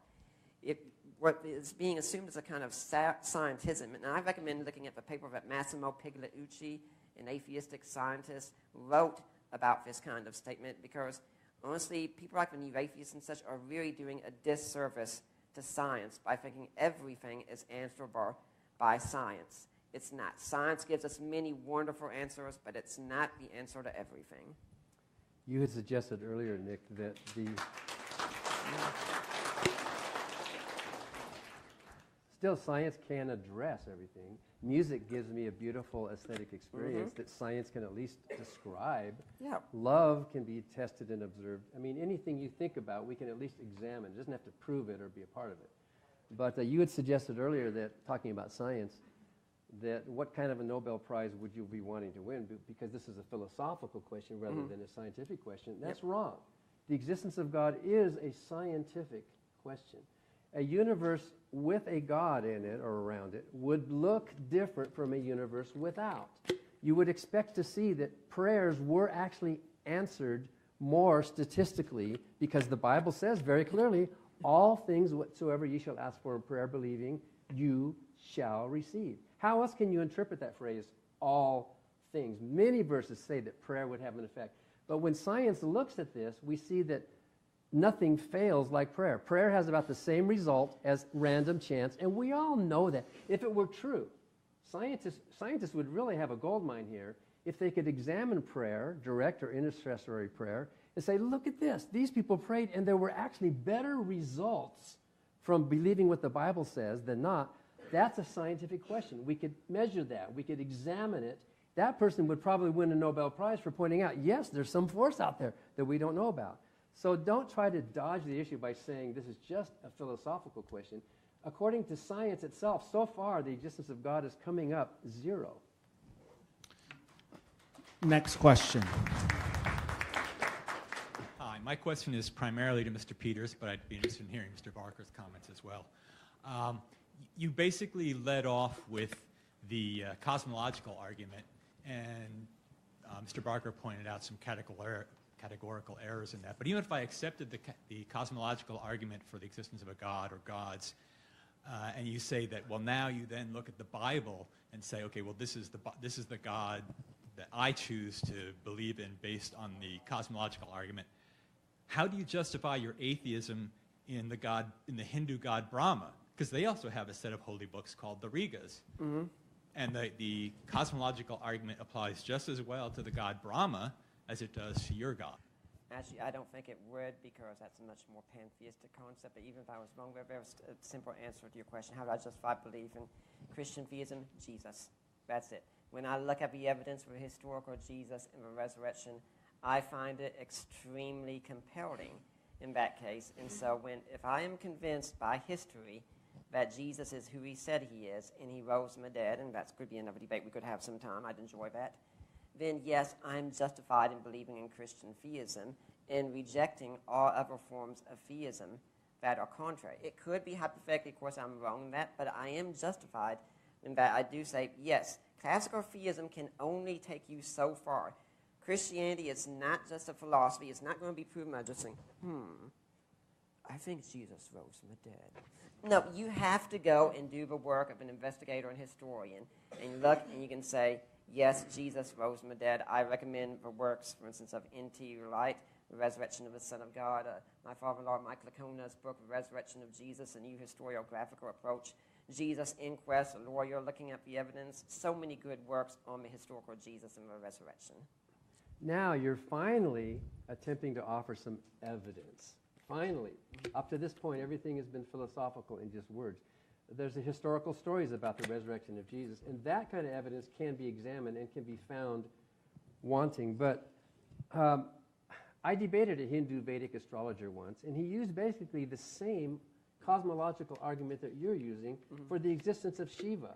He actually felt it in his heart, and he was surprised that I didn't feel the existence of Shiva.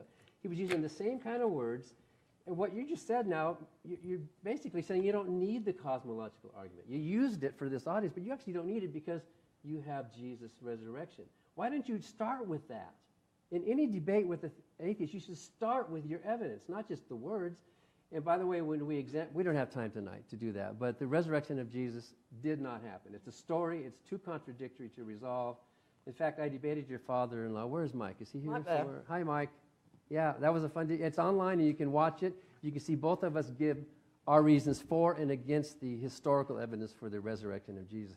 Jesus, by the way, is a horrible moral role model. Jesus showed us how compassionate he was by saying that there are some slaves that you should not beat as hard as other slaves. He never denounced slavery.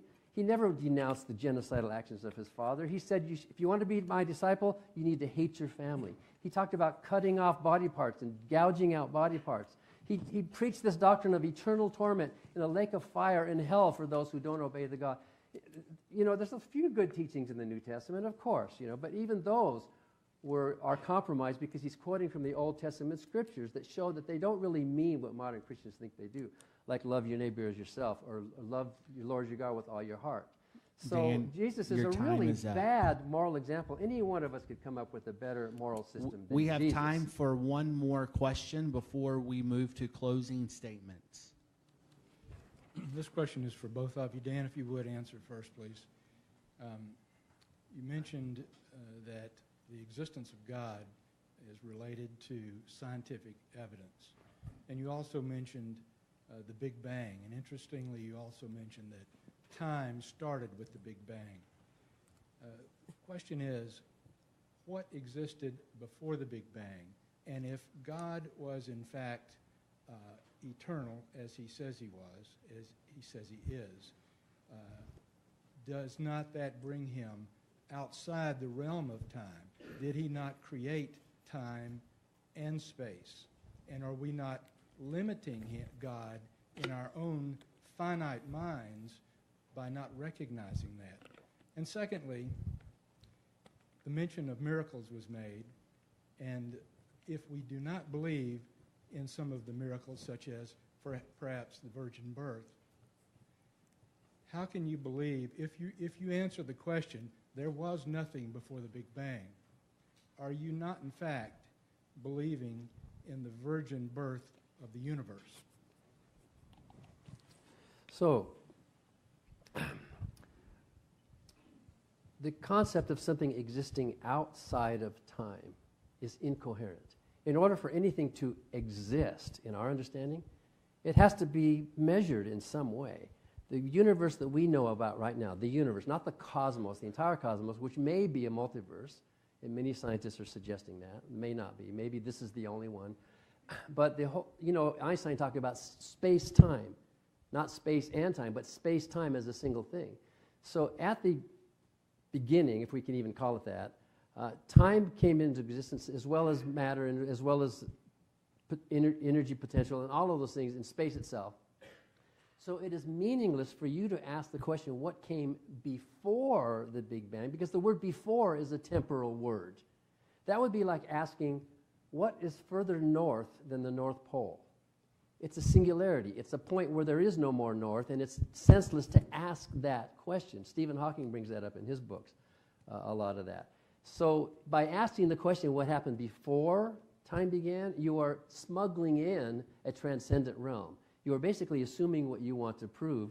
And if there is this being who has thoughts and energies and desires and decides to create things, that being has to exist in some temporal way, even if it's antecedent. Before this being decided to create the universe, either in time or outside of time, there must have been an antecedent state during which that did not happen, whatever you want to call that. So whatever you want to call it, we can call that time. Even in the mind of a God, there has to be a time. So some of the questions you're asking sound good. It's like the equivocation example that I gave. They sound good on paper, but when you unpack them, they're kind of incoherent questions, like what is north of the North Pole? Well, you don't even ask that question because that's it. It's the end there. Maybe there's a multiverse, in which case our universe is one of many, and if there are many, what limits it to one? What would be the size of the entire cosmos if there is a multiverse, in which case there are other universes that are stillborn or whatever. So I guess I would say scientifically we can't jump out of the universe to apply a finding that we find within the natural universe to somehow outside the natural universe. They have, just like the orchestras. So it's a category mistake, and you're equivocating with your words. It sounds good to say them, but I don't think your question really has that much meaning. I have to say, I think Dan has an incredible faith in the power of nothing to do something. It's simply incredible to me as such.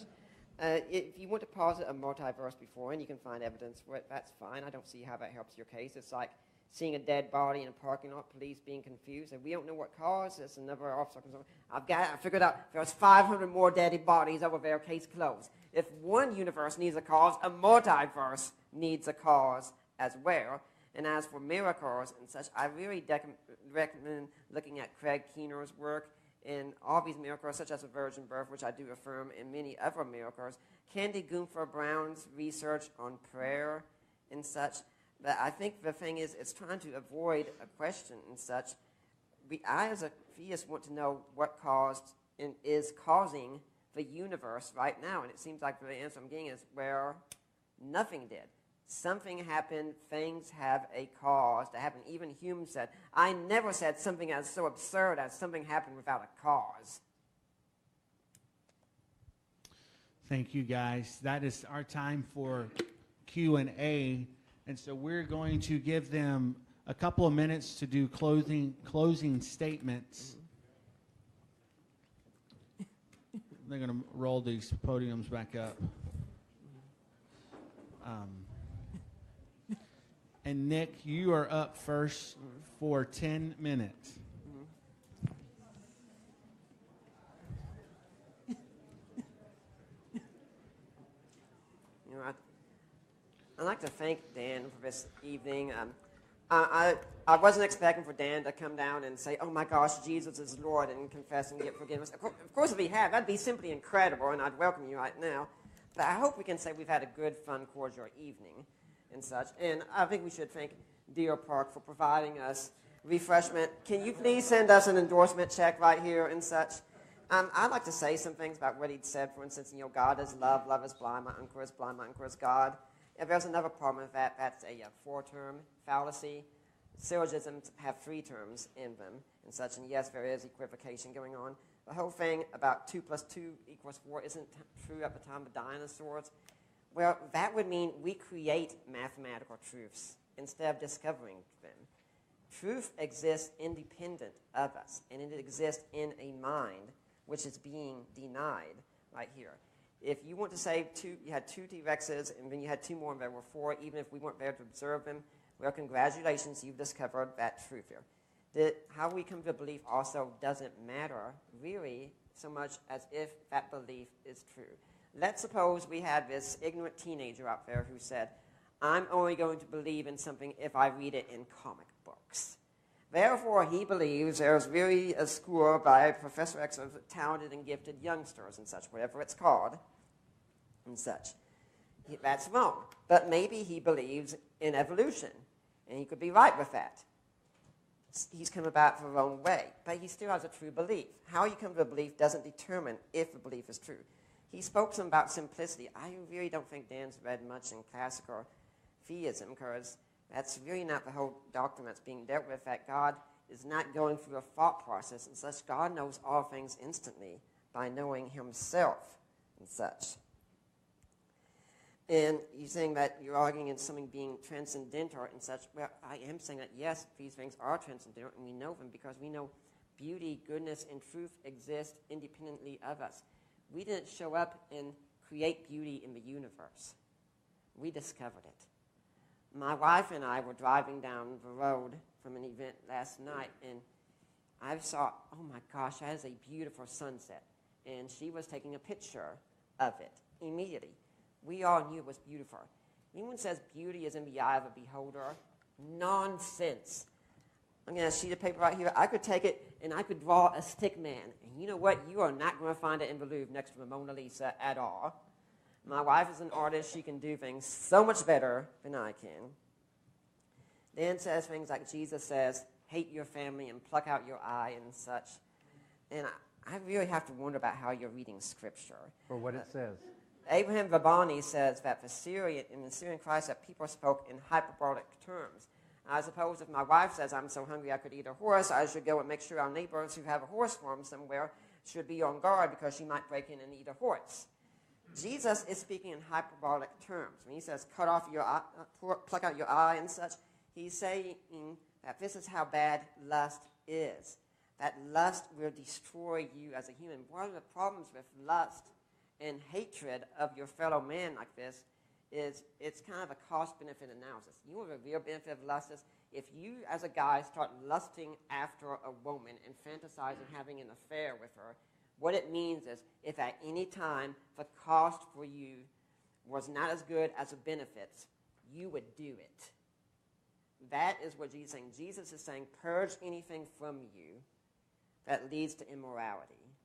When he says you must hate your father and brother and sister, remember, he's speaking in terms of hyperbole. Jewish people did this all the time. And he says, for instance, he says, how can you take the speck out of your own eye? If you have a plank in your eye, you think, that's interesting. The Jewish ultimate, they would have been laughing their heads off because it's such a funny joke. And because Jesus used humor to make the point. When he talks about Adam and Eve, the same story, I don't think it's a story so much about Mariah. I recommend John Walton's book, The Lost World of Adam and Eve. The thing Adam and Eve were doing was they were trying to make themselves the center of wisdom. They were trying to rule the cosmos. They were put in to rule on behalf of God. They're trying to rule on behalf of themselves. Good and evil in this case is what we call Ameralism in Hebrew thought. It's like saying heaven and earth, north and south, east and west. It's saying all things that are complete opposites so as to contain everything else within them. And good and evil is often related to the matter of wisdom in this case. I really don't think my arguments have been refuted like that. I recommend everyone please go out and read the best arguments on both sides. All of us can give you is just a picture and a snapshot. Why did I not lead with Jesus immediately? Because this debate wasn't about Jesus tonight. If Dan wants to have a debate about Jesus, let's do it. Let's arrange a time and such. We'll do that and such. But I would encourage everyone here. So many of the questions came about suffering and evil because we all know it. And suffering and evil is something that none of us want in our lives, but many of us sometimes are the better for it. The question we can ask is not, why is this thing happening to me? But what can I do to help my fellow man out and such? And does my fellow man really matter? And in Christian theism, the answer is an astounding yes. An overwhelming yes. You are worth so much that the Creator sent His Son to die for you and such. That is how much you're worth. You are worth more than the universe itself. Every single one of you, including Dan here, is worth more than the universe. How much time do I have? 4 minutes. I would really encourage you like this, because this really is the most important question. Because if there is a God, there can be good that comes out of suffering. There can be hope for people who have suffering. I've noticed, sadly, too many people who have lost their hope and such, and they did eventually turn to suicide. I believe it was Sartre who said the only question left anymore right now is the question of suicide. It led to nihilism. Nietzsche was one, I think he would refer to Dan Barker, sadly, as a gutless atheist. He'd say, look, if we're going to be atheists, let's go all the way and do it. Let's forget any nonsense about good and evil and such. It doesn't matter. Heck, I think he even had a problem with grammar because it was a way of order in the universe and such. I think when I point to goodness, truth, and beauty, and the basis for existing itself, all of this does scream the existence of God. And God, again, is not a trivia question.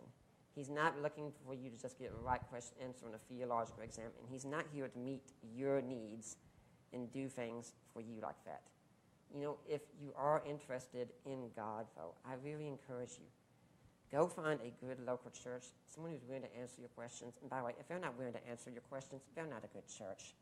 Please move on. Every single Christian in here, you have an obligation to take your atheist neighbor's questions very seriously because they are your neighbor and you are to love them as Jesus loved them. I am to love Dan as Jesus loves me. And it's very hard for any of us to love someone like that, but that's what we're told to. And if you're, in fact, in our area here, we live in the Cumming area. I attend Livingstone's wonderful church. I've found that they actually let me teach, so okay, maybe do have some mistakes going on and such. But yeah, we've had places where our questions are welcome and such, and I encourage you all, please ask your questions. I don't want tonight to be a conclusion to a matter.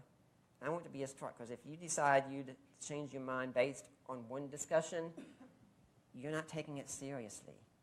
Go out and wrestle with the evidence. I don't want you to become a convert to Jesus. I eventually want you to become a disciple of Jesus. who makes everything worthwhile. I would ultimately like to thank Dan for a great evening together. I think we disagreed on many things tonight, but I think we both can agree on something. We've had a great time tonight. Thank you all for having us here.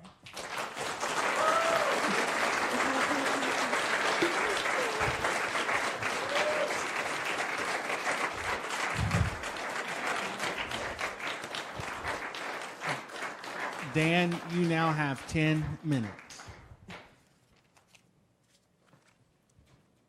Thank you, Nick. You are a very genuine and likable person, so thank you. I'm glad you. This was his first debate, by the way, so did a good job. But he kind of basically proved my point. You see something in the Bible you don't like, well, just say hyperbole, or just say metaphor, and voila, it goes away. You can say that about anything. I can say that about Yahweh. I can say that about the God of the Bible. I don't like him morally. I don't like his actions. So that's why the title of my book is God's the Most Unpleasant Character in All Fiction. It's all hyperbole. It's all metaphor. The ancient Israelites were telling one huge whopper of a metaphorical tale that made sense to them. Doesn't mean the story itself is true. So tonight is like a trial, and you are the jury. The prosecution is charging the universe with transcendence or with supernatural or with a God. I, the defense, am simply saying the default position. It looks like there's not, doesn't it? When you look at around, it looks like there's no God. That's what it looks like when you use your eyes and when you live your life, right? So the prosecution has the burden of proof. The defense only has to raise a reasonable doubt. The defense doesn't have to give any proof against that this happened. If they could, well, then there would be no trial, right? It would just be over with. So let me ask you, did the prosecution prove its case tonight? Yes. Proved it. I suppose we could take a vote. I did a debate at Oxford where after the debate at Oxford University, they asked people to vote with their feet. Those for the proposition go through one door. Those for the opposition go through the other. 143 people went through Nick's door. 162 people went through my door. So by a vote of Oxford, there is no God. So it depends how this audience is stacked, basically, of what your beliefs are. But no, he did not prove his case. If he did, I would say, wow, there's a God. Wow, it doesn't look like it, but wow, these words that he used actually convinced me. They convinced me that there are people who believe in a God. But did he connect the dots? He argued for this generic thing up there, simple, whatever, creator, powerful thing of all goodness and beauty.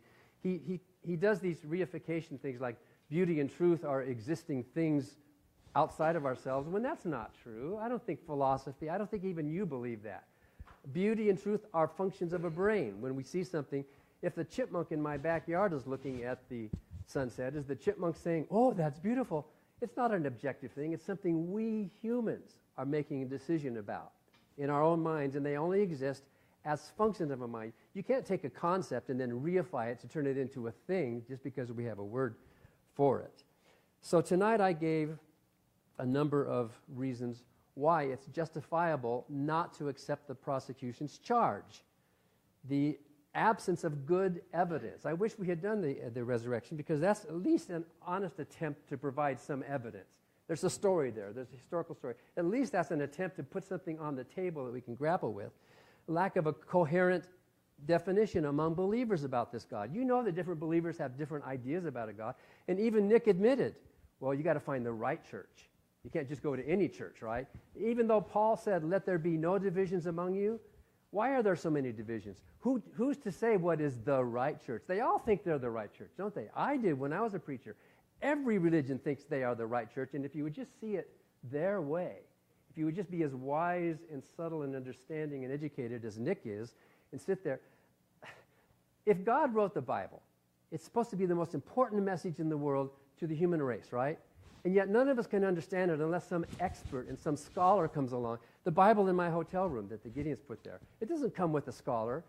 If you can't just open it and read it like a normal human being would read any other book, then God is inept. He failed to communicate his message to us clearly. If the trumpet give an uncertain sound, who will march to battle? The Bible should be able to be picked up and just read by any of us without a PhD in Hebrew languages or philosophy or something. If it doesn't, then we are captives to people like Nick who are going to tell us what it really means. I think you would rather think for yourself, wouldn't you? You would rather say, wait a minute, let me make my decision. I encourage you to read the Bible. Please. I'm reading through the Quran again, just to know the Islamic thought. Read the Quran. See what it actually says. There's obviously a lot of theodicies to the problem of evil, but there's not a good answer. And some of you ask questions about evil in the world. Evil is also not just moral evil, it's also natural evil. There's a forest fire, and the deers are running away, but the little fawn gets her leg caught in a branch and dies this horrible death from pain and agony as the fire kills it. Whose character was built? You know, what lesson was learned from something like that? We all know that the universe we live in, this world we live in, is cruel and random, and it could happen to any one of us without any reason, without any cause. So these theodicies that are given by Hicks or Plattinger or others are sort of ad hoc explanations to try to make this God of theirs good. I'm not saying that this proves there's no God. And I think I was very careful in my statement to say that I'm not saying this proves there's no God. It does prove that there's no good God. If there is a God, he might as well be more of a monster or an evil God for the way he is treating human beings on this planet. I think if life is eternal, then life is cheap. We should not want life to be eternal. We give more value to things that are rare and precious, don't we? Precious metals, precious things. If things are plentiful, then their value goes down. So believers like Nick and like some of you in this audience think you're going to live forever. Well, that cheapens your life. We atheists know that it's going to end, and it's going to end for good, and that's it. We know that. That adds value to life. It makes it more precious because it is rare. When a little child dies from something, in spite of their parents praying for God to save them, we feel really horrible. We feel horrible when an old person dies too, right? We feel horrible. But we seem to feel more horrible when it's a child because there's so much more that's lost because the preciousness of the life. We atheists actually appreciate and value life more than believers do because we know this is it. This is our one shot. We're not going to sacrifice the goodness that we find in this world, minimizing of harm, just because we have some hope of something above and beyond. That's kind of egotistical when you think about that. The purpose of life, Nick mentioned about meaning in your lives. Well, asking if there's no God, what is the purpose of life, is kind of like asking, well, if there's no master, whose slave will I be? What? I need to be somebody's slave. I need somebody up there telling me, giving me the answers. I need a father up there. I think we instinctively inherited that from our ancestors, from the alpha male leader and from having to follow, especially since babies are born so young, we need parental guidance when we are toddlers, and so we think there has to be this thing up above, a top-down kind of control over our life. But I think the real answer comes not from a top down. Taking some book that some ancient Israelites wrote that are hard to translate, hard to interpret, easy to understand, that these were patriarchal men who considered their wives to be property, and they called them that. Women were not equal human beings. It's more likely to think, well, those people way back then had an idea of the universe that maybe worked for them. It didn't work for their women very well. It didn't work for homosexuals very well, but it maybe worked for these men in power who wanted to preserve their territory and their property. Why are you beholden to them? Why do those guys get to tell you what to think? Are you so married to the idea that you have to have something above you telling you what to think? Why not be scientific and just observe the real universe for what it is? If the only way you can be a good person is because of the promise of heaven, that shows how little you really think of other people, because you're doing it for heaven. You're not doing it for other people, which we atheists are doing it for other people, not because we're going to get rewarded. If the only way you can be good is because of the threat of hell, that shows how little you think of yourself. You don't think of yourself as a good person, and that can become something of a self-fulfilling prophecy, where believers feel like they are in a, oops, my clock stopped here. Well, you'll tell me when to stop. Think we live in a universe that is top down. you can just make a decision. Any of you believers here or non-believers, you can just make a decision to flip your perspective. Stand up, open your eyes, and look at the real world, bottom up as it really is, using reason and kindness, which are partly evolved human characteristics, in place of superstition and faith and fear that you might go to hell or you might be punished. That's not a good reason to be moral. That's not a good reason to even have meaning in your life. I think if you do that, you will see that there's no reason to believe that the Christian God or any God actually exists. And the world will be a better place Dan, your time is up. Without that delusion.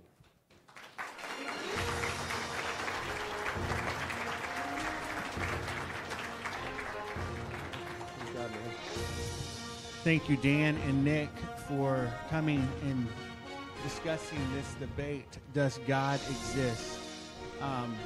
So they're going to be up here. If you would like to come up and just talk to them, you're more than welcome to. But that concludes tonight's debate, Does God Exist?